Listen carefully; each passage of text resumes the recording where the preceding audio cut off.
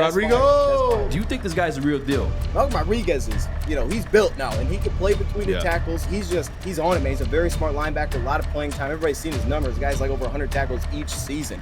Yeah. He gets it. Yeah, I think it makes Aaron Glenn happy because, I think it just gives him, he doesn't have to worry about, like, dang, if I put Malcolm in coverage, is he going to be able to handle that? I don't think he'll have to worry about really any aspect of his game. He can handle the run. He's a silent formation. He can play coverage. I think he starts week 1. My guy, our guy, Dose of Dion, or Dose of Dion 2.0, join the damn show. What up, though, man? Hey, thank you guys for having me back, man. Look, I love the energy. First off, let me just throw that out there. To come in and as soon as I join in, I've been on a lot of streams. This one has the energy. And my guys got the Malcolm Rodrigo jersey on. Oh, yeah. Yes, sir. You already know, man. You know it. You already know. Rodrigo! Rodrigo, it's actually why I wanted to have you on today. One of the reasons I wanted to have you on. I love talking to you. I actually called Dion a lot of times right before the show just to find out what the hell's going on. This guy's on top of everything. Make sure you guys check out the Dose of Dion. We've been waving the flag. We've been driving the bus, conducting the train, whatever you want to call it, of the hype train of Malcolm Rodriguez. And he's been getting a lot of FaceTime in Hard Knocks, rightfully so. He's been showing out. So I'm going to get right down to it, ask you the real question. How likely is it that Malcolm Rodriguez is a starter to begin the season, week 1, for this Lions team? Yeah, I love this question because, for a while there, I was like, eventually this guy's going to end up being a starter.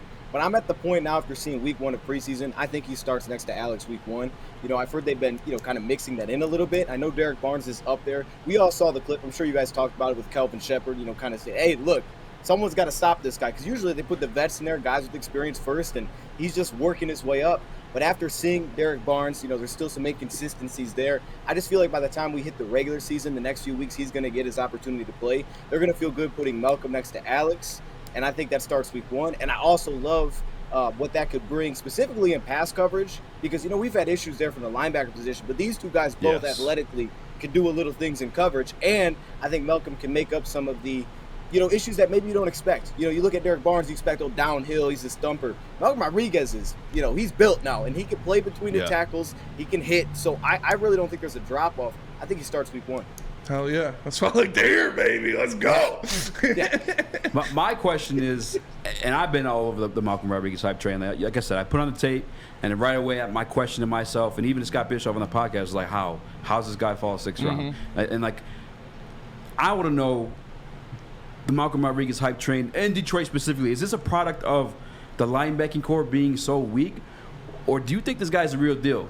Because for me, it's tough because I know we have a weak-ass linebacker core. That's undeniable. I'd be a fool to sit and try to convince anybody otherwise. But Malcolm Rodriguez also, when you put on a tape, it's there, bro. You know what I'm saying? This kid looks like a stud.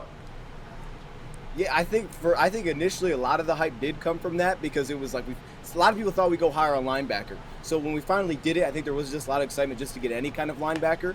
But to what you're saying, I think the guy can play, and I'm with you. Is when you watch him, yes, there's limitations, but I think they can make it work in this type of defense. Certain defenses won't make that work with some of his limitations that he does have. I think this defense can make it work, and I think it's something that this defense has been lacking in terms of just his body control, the way that he can change directions. I think they've been lacking a player like that with his experience as a safety. So I think this guy can play. Now, when it comes to the linebacker position, as we said, Derek Barnes had inconsistency, so we'll see if he can take some steps forward.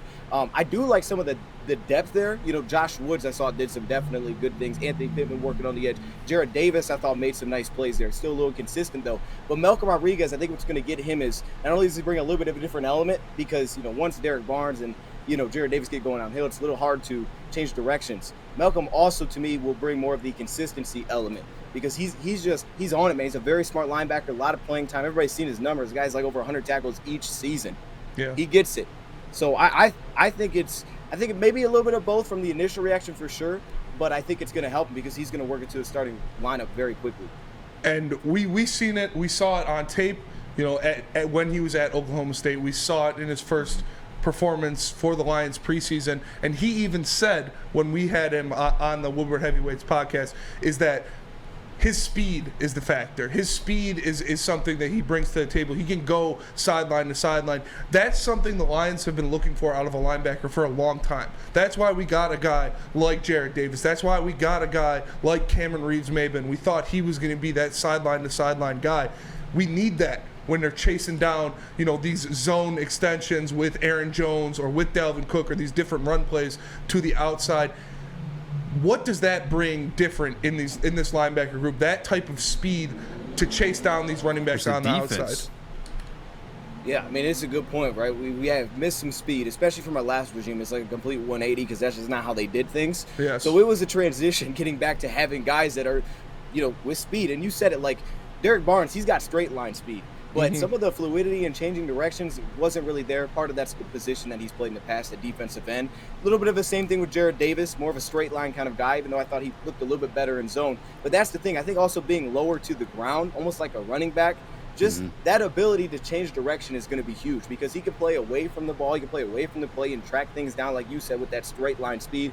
It also helps him in coverage. I mean, matchups are going to be an issue at times, but when you're just talking about dropping into zone coverage and all the things the Lions like to mix up there, he absolutely has it. I think he's got like the entire athletic package just in a smaller body, but that doesn't necessarily hurt him because he's very strong, and I think his change of direction is through the roof. So, I mean, I like it. I'm with you. And the wingspan does show up. I will throw that out there. The wingspan does show up a little bit. I think the lack of length shows some issues. I mean, Dan Campbell say he's got to be perfect. I don't know if he's got to be perfect, but he definitely, there are issues. And even though Oklahoma State, where he would just miss tackles because he wouldn't, get all the way there. So that will show up.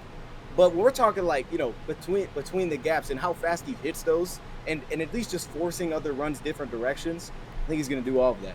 For sure. That's where I'm with it, too, is like he just so – Dan Campbell in the press conference today – I think that's what we gave him credit to. You know what I'm saying? Just how smart he is. His FBI, his football intelligence, like that is there, and then the speed and strength is there. Like yes, the arm length may be an issue at times. I see it, but when he gets there, as long as he's making contact, just give some other guys some time to get there and make it a gang tackle type situation. You know what I'm saying? Like that's what I love about having Malcolm here. I mean, you heard it last night on Hard Knocks. I think Coach Shepard said, someone who's been coaching here for 5 years said he never seen a linebacker make that play his whole time here. And they have it now.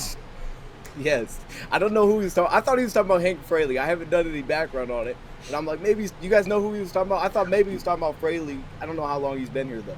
Yeah, I'm not sure. Yeah, Fraley's been here for a minute. Been a couple guys here for a minute. Some scouts here for a minute, too. Yeah. I was looking at it last night. I want to ask you this, because you mentioned him and Anzalone, but you and I also had a conversation where him and Anzalone kind of share the same prototype, more like the mind of that linebacking core. Because I know in this defense in particular, it's more safety, making the calls and stuff like that. But like the pairing of Malcolm, do you think it is going to be actually him and Anzalone, or do you think they're going to pair him with a headhunter like Jared Davis or Barnes?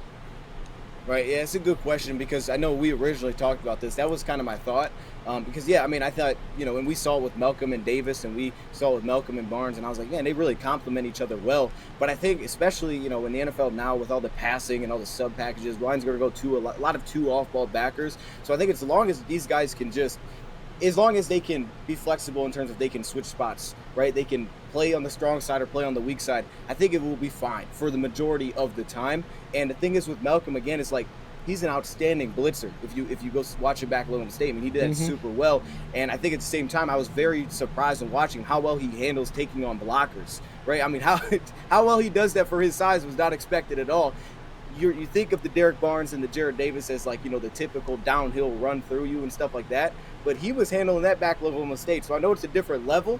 But I think from what I've seen so far, I think the Lions would be perfectly fine playing these guys together because they're both smart players and they're just going to give you consistency. And I think as long as the Lions get consistency from their linebacker room, they're fine with that. They don't always need the big-time plays because I think they're looking at the defensive line to really kind of lead the way. And any linebacker just to be where you're supposed to be. You're where you're supposed to be. We didn't even need to see Alex in preseason. They trust him. As long as these guys are where they're supposed to be, communicating well, and I think they're going to be fine with that because they're going to lean on their defensive line and be the impact players.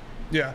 Definitely, I agree with that. You're looking for the linebackers to just hold their water in there, really, and let the rest of the defense kind of swarm to that ball. Speaking to that, this kind of skill set, this kind of attacking skill set, his speed, stuff like that, his ability to get into the backfield, what does that do to open up the rest of the defense, to make it easier for the other guys on this team to do their jobs and complete their assignments compared to the other linebackers we've had in the past, like a Tavai, like a Jared Davis? Like having a guy like that in the middle that can go sideline to sideline, make that plays, how much easier does that make it for the rest of the defense? Yeah, I think it makes Aaron Glenn happy because, I think it just gives him. I think it just gives him like things that he can work with. He doesn't have to worry about like, dang, if I put Malcolm in coverage, is he gonna be able to handle that?